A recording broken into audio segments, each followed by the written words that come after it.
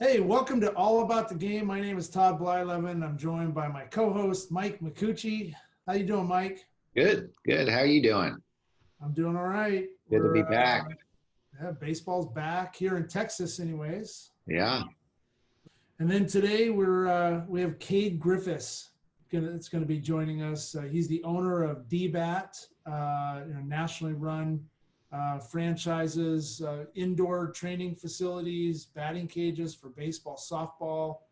They're spreading all over the country, and then they have a couple travel ball teams in the Texas area, I believe. But really excited to have Cade on. Yeah, Cade, you got introduced to him from a mutual friend. I've never kind of met him, so I'm looking forward to kind of hearing what he has to talk about. And it's funny. I grew up in the East Coast. I grew up in New Jersey, and to have an indoor facility up there, I mean, you couldn't work out unless you had one. Yeah. um, you know, but to be down in Texas in the summer and think about like indoor facilities and this and that, you would just think like they would be a ghost town or whatever, especially with, having to get outside and play and all those other things. So I'm really looking forward to hearing his story, his journey, how things go, his background a little bit, Yeah. played, Yeah. was a former catcher. So maybe we'll get in a little bit of that. It'd be interesting. Yeah, he's a really good guy. We were introduced through a mutual friend, Jason Parsons, that I played with, and talk about that probably with him. But yeah, man, he just the facility that they've put together, the operation. I mean, it's all first class, and you could see why. So when you get a chance to talk to him and our viewers here, you'll see why their organizations run first class. He's just a good all-American guy. Yeah. So, The vision to have like, hey, I'm going to start this and just, a great business. close up. It's Yeah. just interesting. Yeah. Well, if you're ready, let's bring him on. I see that he's in the waiting room. So Let's do it. Bring them on.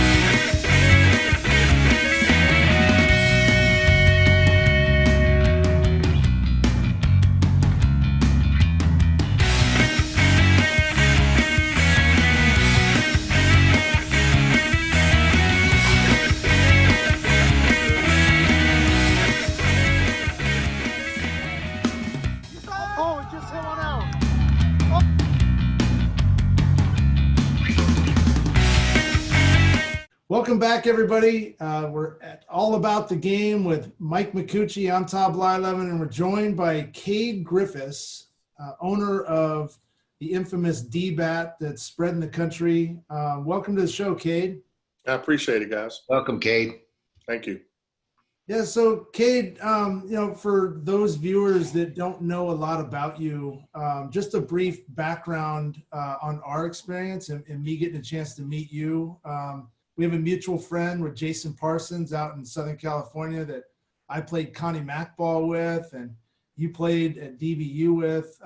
Anyways, Mike, Jason has been texting me a lot, and he's been texting Cade and just kind of going back and forth, reconnecting, and said, you got to meet this guy. He's really great guy in Texas. And, we moved here, and so ended up getting an intro to Cade. And I think we spent about 7 hours together in 2 days over at his office there and just talking baseball and just had a blast. But ends up he's an amazing fisherman, and we'll get into that later. But Cade, why don't you give the viewers a little rundown on you and, kind of where you got to a point where you started DBAT, please. Yeah. I appreciate you guys having me on, Mike and Todd. But I grew up in Louisiana and ended up moving to Texas when I was a sophomore in high school, and moved to Burke-Burnett, Texas, and a little town on the Red River, north of Wichita Falls.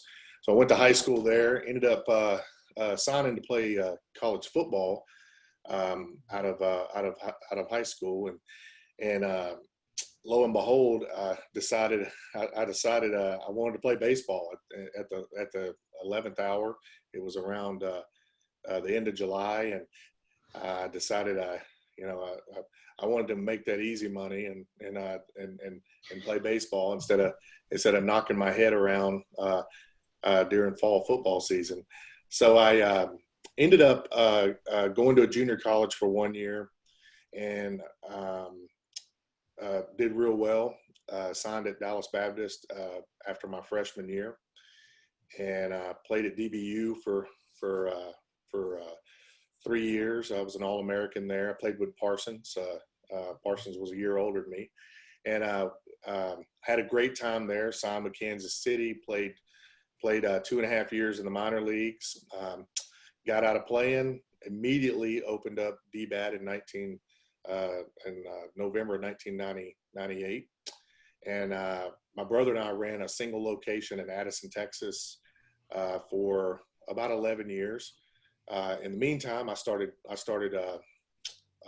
part-time scouting for the White Sox, and it turned into it was never a full-time job, but a consulting job with them. I was with them for 13 years as well.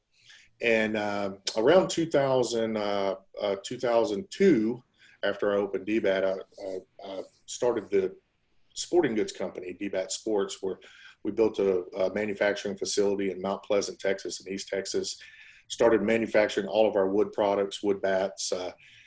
Started selling the wood bats to the major leaguers, minor leaguers, and collegiate leagues across the country, and then got into the big box stores and sporting goods stores. And then around 2010, my brother and I decided to expand DBAT. And the fastest way to expand it was to franchise. So we looked into licensing, we looked into franchising, both of them.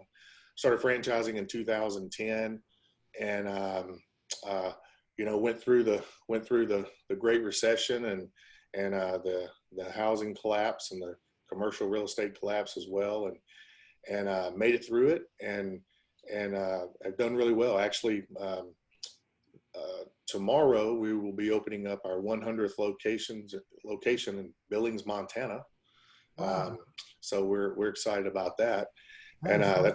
that kind of puts us where we're at today. What an awesome story. I mean, you just to have that vision and to just kind of stick with it, and to see that there's a product out there that families and kids and players would need. But it usually starts with one small thing, and then it just kind of just takes off, and that's really hard to do, especially like trying to crack into getting a product into the major leagues. It's not easy. So that's a real credit. I appreciate that. Yeah, it's I'm sure you guys are a fan of Shark Tank as I am, but I remember watching it a few years ago, and Mark Cuban, a guy came in with, I think it might have been like a restaurant concept, and he said he wanted to franchise it. Cuban said, "Well, how's your first store doing? The mothership?" And he said, "Well, I haven't opened up the first store yet." And he said, "I'm out." He immediately said, "I'm out," because you don't get into franchising unless you have lived and know the business. And I think that's one of the reasons we've been successful is I actually lived it for 12 years and ran it day in, day out.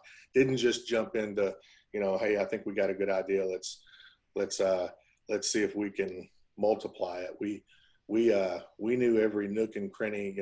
I tell people I have a doctorate in indoor baseball facilities, and it's just because I lived it, for for 12 years, and I even lived it before that. I worked for when I was playing in the minor leagues in the off season. I worked for Steve Adair at Adair's World, and so I got to see a lot of that. I got to see when he sold it to a guy that owned a carpet company, and he ran it as a hobby. Matter of fact, my original presentation, the header used to say, "This is not a hobby." Yeah. And if you're going to buy one of these and run it as a hobby, then we're not for you, because it's not going to last. And as you guys have seen, you guys have seen hundreds of locations, indoor facilities fail across the country. And there's something to be said. We're proud that, we've never had a failure. We've never closed a location.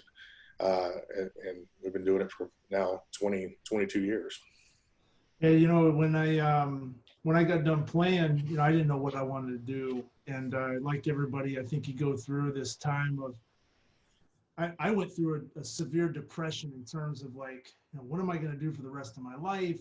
Mm-hmm. Am I going to get into business? Am I, what is it that you're going to do? And you kind of fall back into what you know and coaching and things. I ran an indoor training facility for almost 3 years in Huntington Beach. And it's not easy to run a single location, but the first mindset you think of is, oh, I got to get t-shirts and I got to get hats and I got to market this and I got to build my relationship and sell products. And you really are kind of, I could see why a lot of places do fail. And Mike, when I went into DBAT, into their facility there in Addison, their headquarters, right away, like just the way you're greeted, people are coming up and shaking your hand and saying, hello, sir. And the way you're treated there, it was extremely professional. Like it had been this $multi million Mm-hmm. corporation that it was just awesome. And I told Cade that the other day we were out fishing, and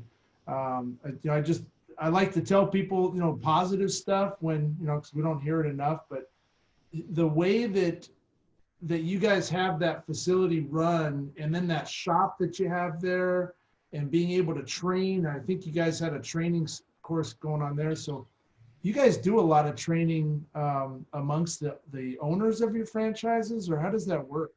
Yeah, we're actually doing one. We have one today and tomorrow as well. So we have all the GMs and assistant GMs, and then the owners. They come to Dallas. We do on-site training for 2.5 days, and then we actually go on site for 5 days.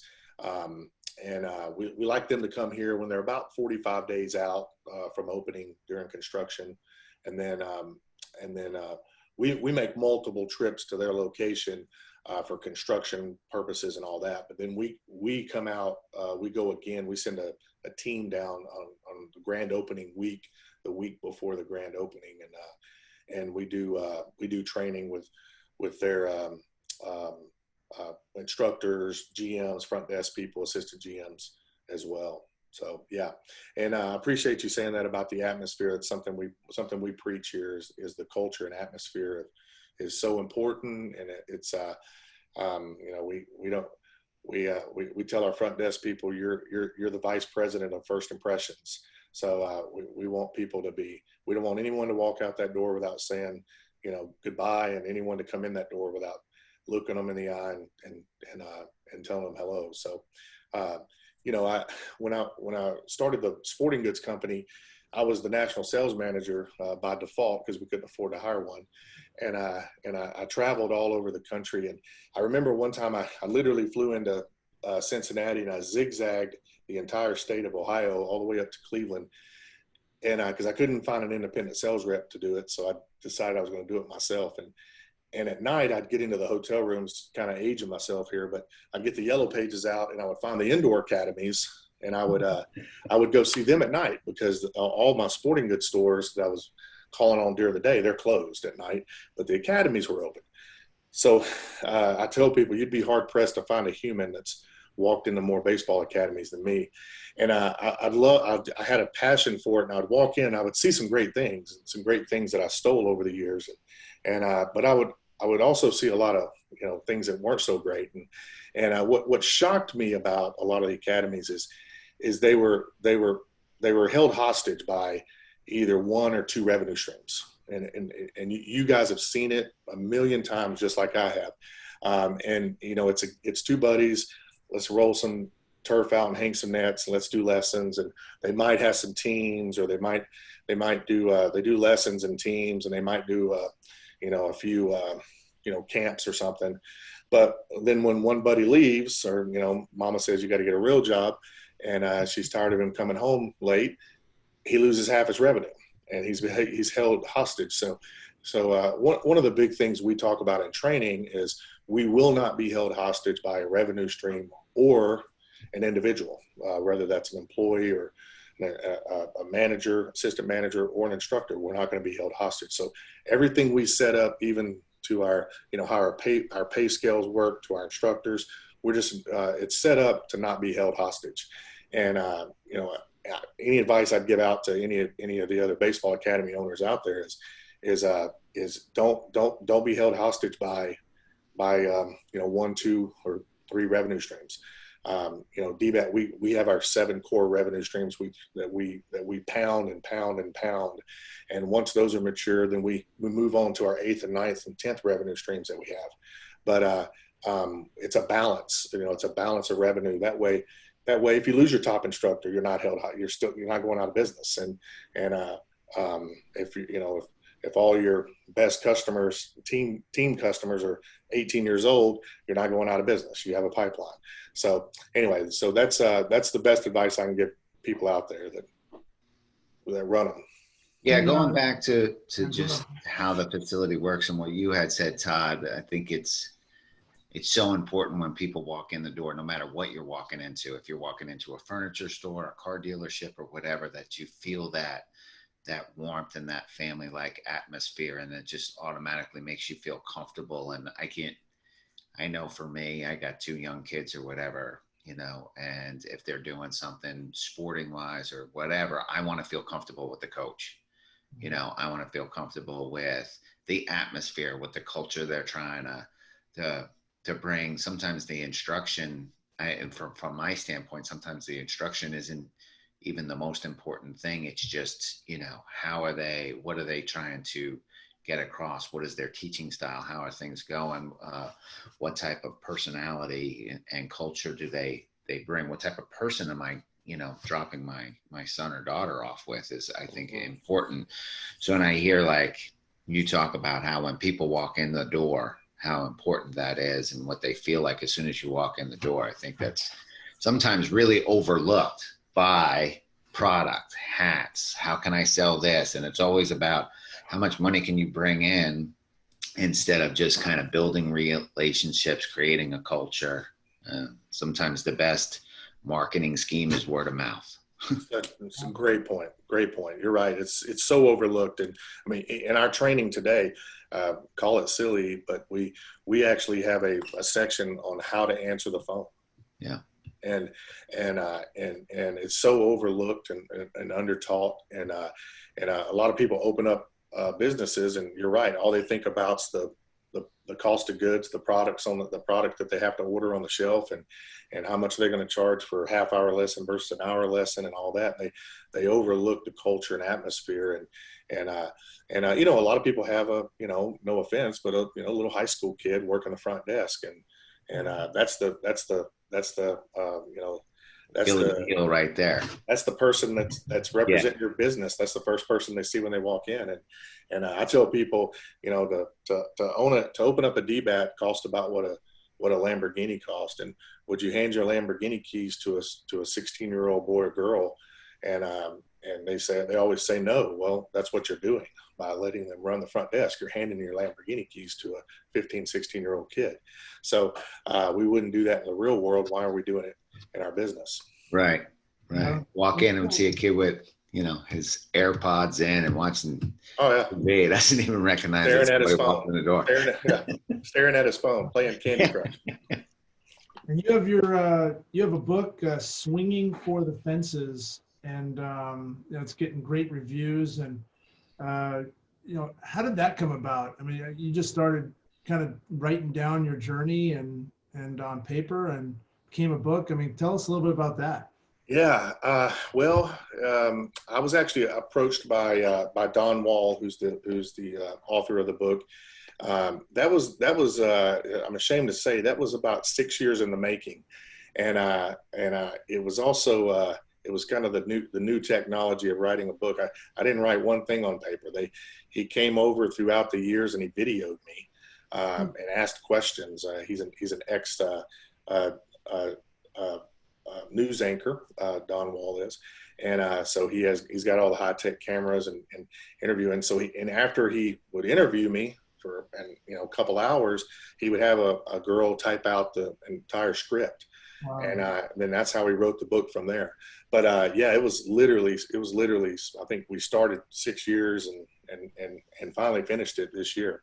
Matter of fact, when we started it, I think we had like 21 locations open, so we kept having to change it every time the book was about to launch. But the book initially started off where he wanted it to be more about college recruiting, the amateur baseball, which he had seen me do a couple seminars on the college recruiting seminars, and it kind of weaved into, he wanted to talk about my my moonshine grandpa that got ran out of Louisiana by the sheriff, and he wanted to talk about kind of my upbringing, and my dad was a country music singer, and I was in Marty Robbins's band and traveled, played on the Louisiana Hayride and the Grand Ole Opry and Hee Haw, and he wanted to know about all that, and so the book kind of turned more into a lifestyle. There, it's got business in there. It's got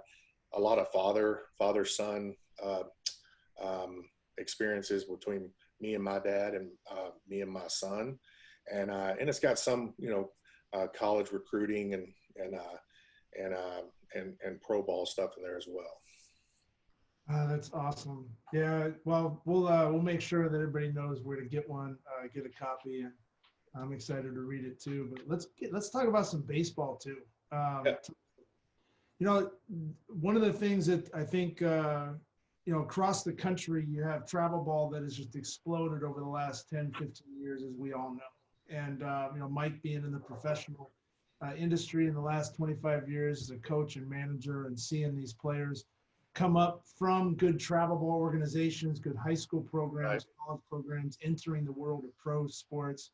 And then, where you're at, Cade, with, having so many DBAT teams all over the country representing your brand, and how that, plays on the field. How does the travel ball industry, where have you seen that kind of evolve? And then kind of touch on COVID right now, where we're coming out. Some states, like here in Texas, we're going to be at 75% open here. I think it's June 15th, and by July 3rd, we'll be completely open. Tournaments are starting, but talk about how the DBAT teams have evolved nationwide, and then where you guys are today as an organization. So I'm so glad you brought that up, Todd. A misconception about DBAT is that we do have all these teams. And matter of fact, none of my academies outside of Dallas have teams, which is pretty shocking. Everybody thinks we have teams. Matter of fact, we preach you're not allowed to have teams, just because we feel like you're competing with your customers. It's the very first question we get when we go into an area is, hey, when are y'all going to start teams up? And we tell them never. You make the little league upset because you start young select teams, and you pull the best players out of the little league, so you piss those guys off. And your dad coach that's a 13-year-old, a great dad coach, got a good little team. He's afraid to come work out your facility because you're going to steal his best 2 players, because of course they want to play for DBAT. So we do not have teams, believe it or not, outside of Dallas. Matter of fact, we actually stopped even doing youth teams in Dallas. We grandfathered the ones that we had left in 2 years ago. So we now only have 7 youth teams below the age of 14 in Dallas, and then we have 12 high school teams. The team started off, to be honest, as just a marketing tool for us. I had one team that I took from 15 all the way to 18, and then the next group started over was the Kershaw and Tolleson and Walden group, and we took those guys all the way up to 18, and we started over again with Brandon Workman and Rupp and Max Muncy and that group, and we took them back up. And now then the multiple teams started after that group came through. But the landscape has totally changed since I got in the business. We even played, even as select ball, we played league ball. We played BBI ball, double headers on Tuesdays and Thursdays. There is no league ball anymore. I do feel like it's kind of making a comeback a little bit. And I think it's making a comeback because the tournament fees have gotten so high. When I got in the business, tournaments were $500 for a team, and they're 25, they're 2,000's the norm now, but some of them are 2,500 even. So I'm seeing leagues being formed because they want to play more games, and they can play you can play a doubleheader for $150, and instead of paying $2,500 for four or five games. At the youth level, the league or the tournament fees they haven't reached that level yet of $2,000, but they've doubled. They're around the $600-700 range now. So I do see that coming back, which I think is a good thing. I like league ball. It gives your guys that didn't throw on the weekend a chance to throw, and some guys that didn't get a lot of ABs on the weekend to get some ABs. And I also think I remember when we were playing BBI, we had a lot of college recruiters coming out. We had remember looking in the stands one day, and we had almost the entire Big 12 in the stands at a league game at Newman Smith High School in Carrollton. So I think it gives those guys a chance to not have to be at one place all weekend and be away from their families. They have families as well.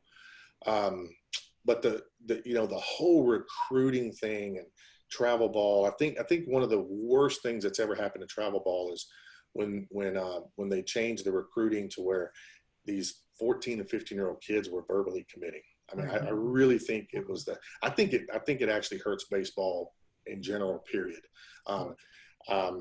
If you sit on my end of it and you got an 18-year-old kid who's committed to a major D1 as a 15-year-old, he comes to you at 18 in tears and says, they don't want me. I don't have a place to play, and I've got 3 months till school starts.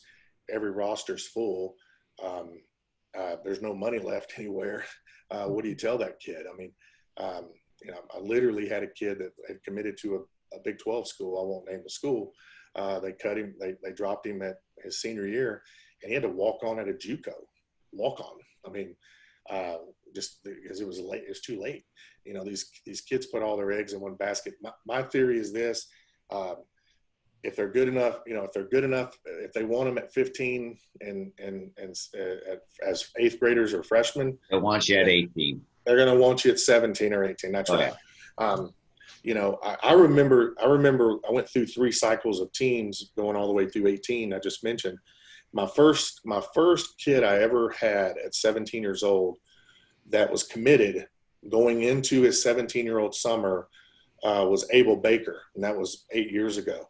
And he was only committed to OU because his brother was an All-American there. But that was the only one I ever had. Now we had a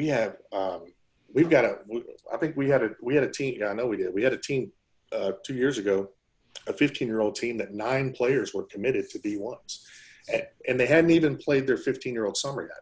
Unbelievable. We weren't even finished with it. It's unbelievable. So you know what that does?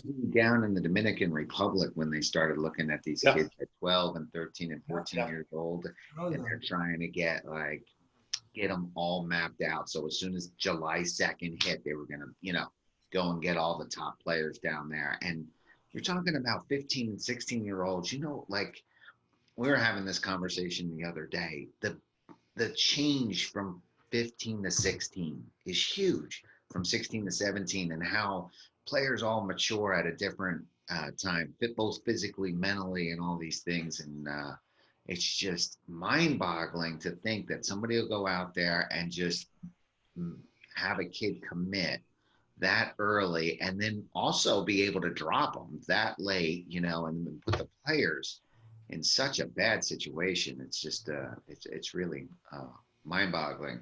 The other point you were talking about, just Abel Baker. You brought up Abel Baker. I had Abel when I was with the Los Angeles Angels. Oh, okay, awesome. Yeah, and you know, he was on a championship team there. We won the championships in the Cal League or whatever. But I was just funny you mentioned that name, and I'm like, oh wow, I haven't heard that one in a while. Tell you an interesting story about Abel. He was the first kid I ever had committed as a 17-year-old. I mentioned when he turned 18, we're in the Connie Mack World Series. I'm sitting in the stands watching our team play, and his dad taps me on the shoulder, and his dad is literally in tears. He said, "Hey, we just got a call, and they don't want Abel at OU." I'm like, "What? Your other son's an All-American there," and he goes, "They don't want him." So I jumped up and called Mitch Thompson at Baylor, and Mitch said, "We don't have any money, but I would love to have him if he went." And his dad said, "We're walking on." They walked on at Baylor, and ended up, obviously getting drafted, I think, in the 4th round. But this recruiting style of recruiting 14 and 15-year-old kids, that's been in softball since I've been in the business. And I never thought it would leak to baseball, but I have a theory of why it has leaked to baseball. And it's that, these college, especially the, Power 5 college D1 coaches, they're making a lot of money, and they should. But they're in the 1 percentile. I call it the 1 percentile of baseball business people making money, right? If you want to be in the 1 percentile of baseball, you better either be an MLB player, an MLB coach, a Power 5 D1 coach, or you better start a business that's successful. But it's because it's hard to make money in this business, as you know, because high school baseball coaches, they don't pay those guys, they don't pay them hardly anything. Yeah. So these guys, a lot of these guys are D1 coaches making $2, $3, $4, $500,000.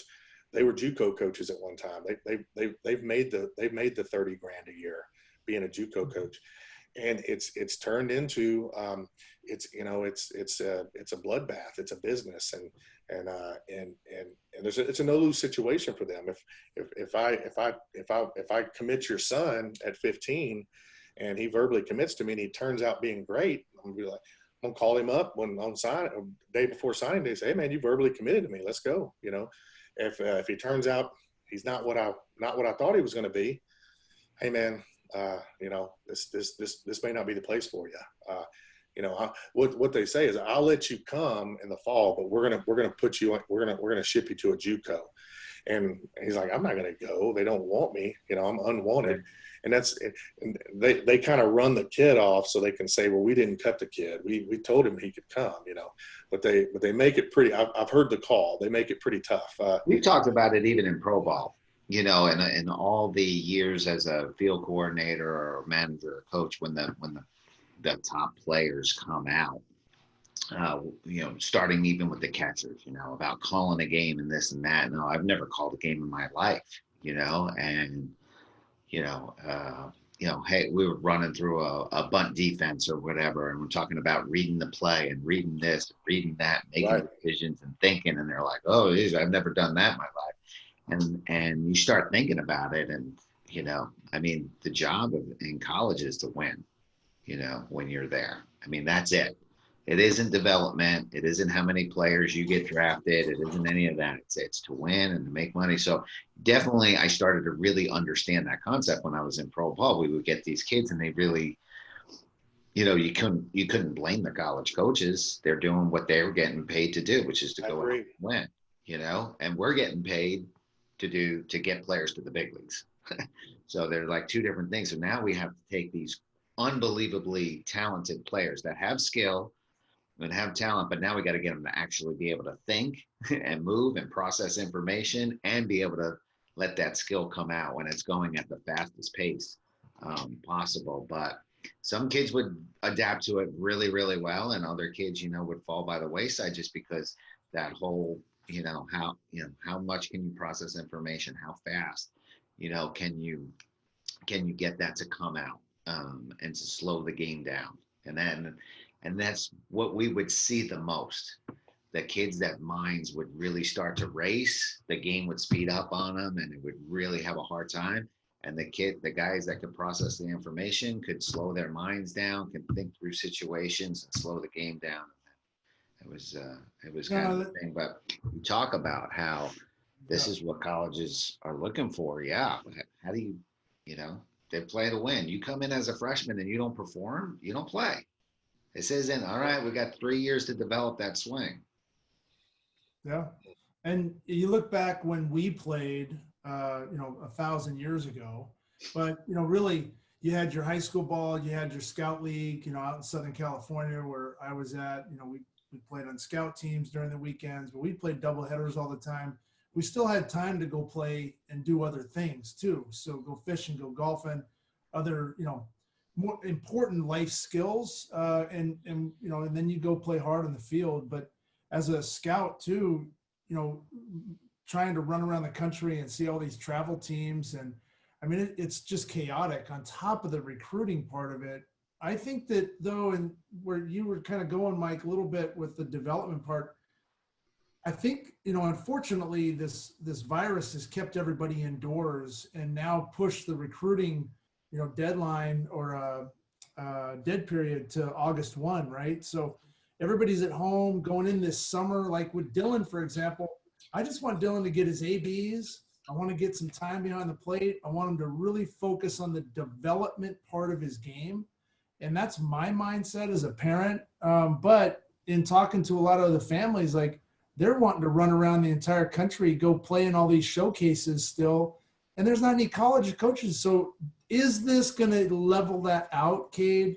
Do you see college recruiting kind of going back a few years and maybe focusing more on those juniors, seniors, players? Or do you think it's still going to be a 14, 15-year-old race? Well, I hope it goes back to the way it used to.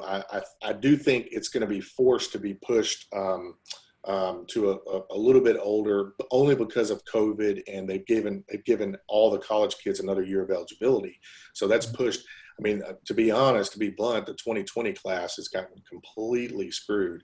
Those kids. I mean, they I just had a kid, one of my favorite kids, and great friends with his parents, committed to Furman. It was his dream school, and Furman just he got a phone call from the AD last week that they're cutting the program completely, and he's got nowhere to go. I mean, he's going to just go to school at Baylor, I guess.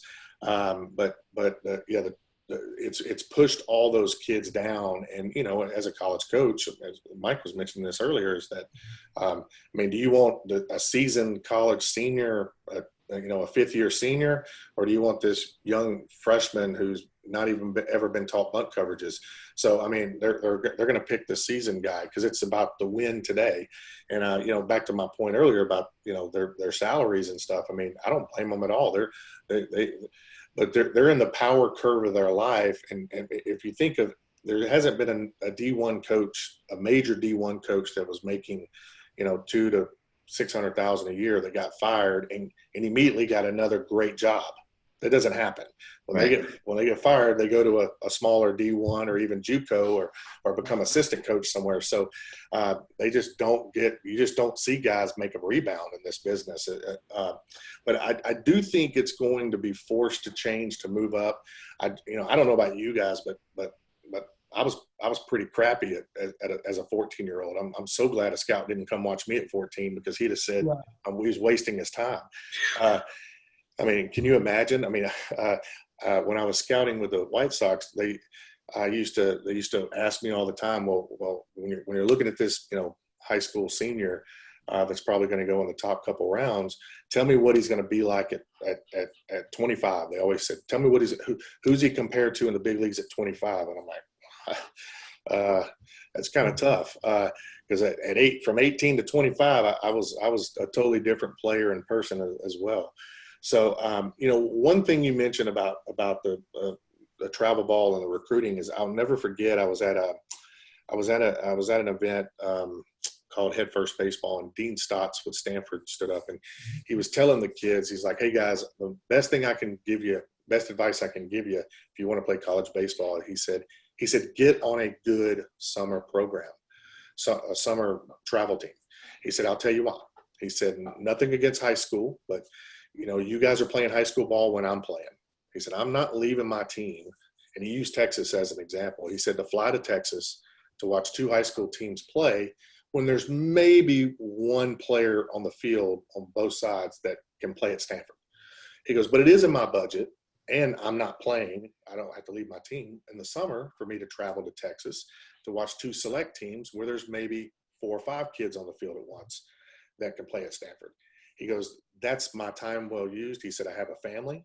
I'm not going to waste my time. I'm not going to leave my kids, my team during the season. So you better get on a good travel ball team. And I thought it was very, when I heard him say it, I was like, wow, I wish I could have recorded that.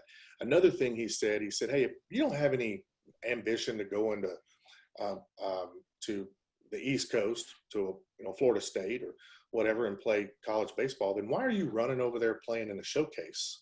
If you don't have any ambition to playing in California, don't go to California to a showcase. If your ambition is you want to stay around Texas or Oklahoma, Louisiana, in the Southwest, then you better keep your butt here.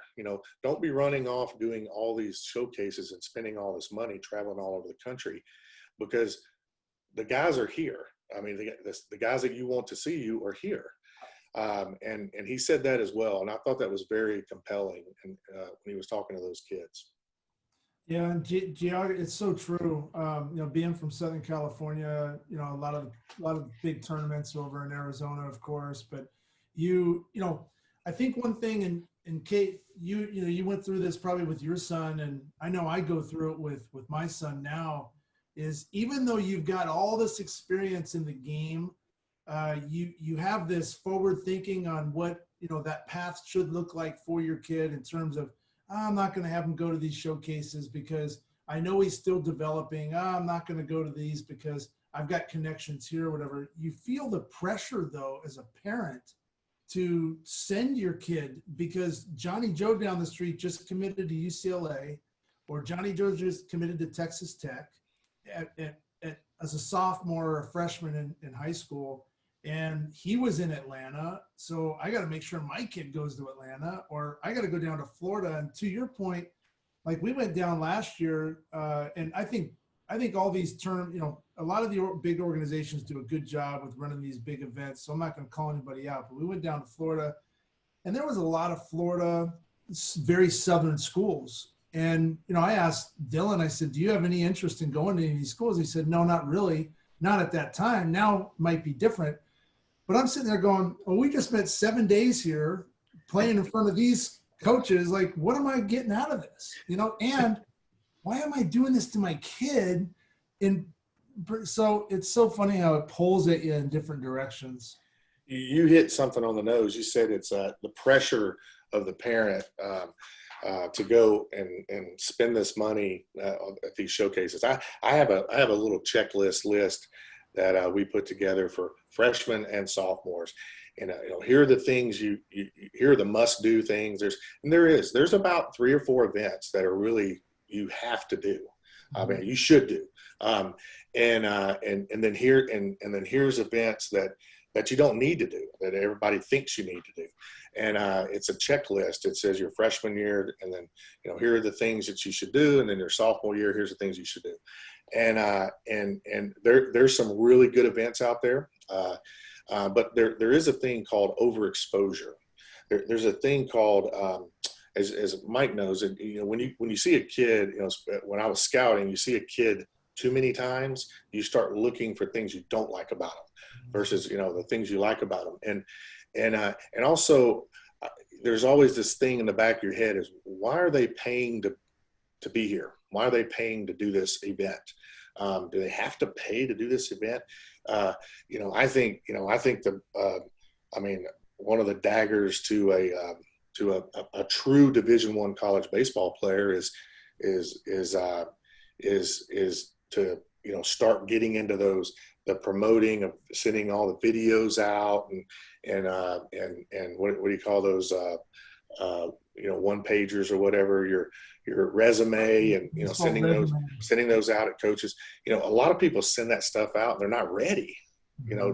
Don't send that to if your kid really wants to play at wherever, if he really wants to play at OSU, then then you better wait to send something to Josh when he's ready. And you guys on the call, you guys play pro ball. You know when they're ready, and you know when they're going to look their best. And I just tell you, they're just not ready at 14 and 15. And again, I can't say it enough. If they're good when they're 17 years old and they're a legitimate player, they're going to go where they want to go. They're going to go to a D1. I mean, if they're legitimately a player at 17, just because you didn't get a call at 15 or 16 doesn't mean it's not going to happen for you. Yeah. So you talk about the overexposure. Before we get to that, though, there's a lot of good players that played in the big leagues that got drafted out of high school that were first rounders and become Hall of Famers. And there's also a lot of good players that went to college and got drafted in the first round and went to the big leagues and are good players, and some are meant to do it at 16, if you're, in the minute, and some are meant to do it at 18, and some are meant to do it at 21, and if you're good, you wind up still getting there.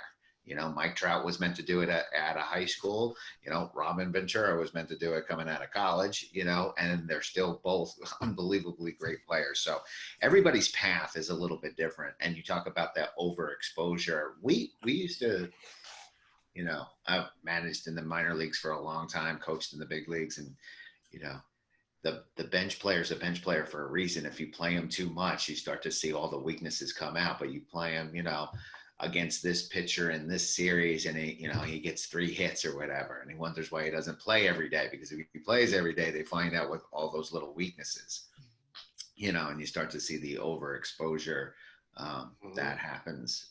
You're talking about it. Or we used to talk about the kids that were in tryout mode, especially from the Dominican, or going to these showcases. They're kind of in tryout mode.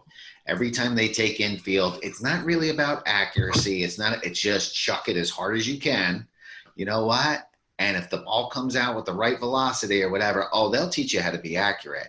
You need to show them arm strength. We watch the Latin kids come in for the thing, and every ground ball was that downhill as fast as you can go, unbelievable footwork, quick hands, and a rocket across the diamond. Don't worry if you throw it into the woods. They'll teach you how to slow down, and do all that other stuff. So throw hopping from shortstop. Yeah. So how much, these kids get into tryout mode or get into showcase mode, and I'm in showcase mode, and they're just going from one stop to another, just trying to showcase all their skills, which is important, but then do they really know how to play the game? Do they really know, all the intricacies that go along with it, and when do they stop to get taught those things? So I do think playing for, a really good summer program is important, where, you can learn some stuff about the game that is going to help you apply it to the next level.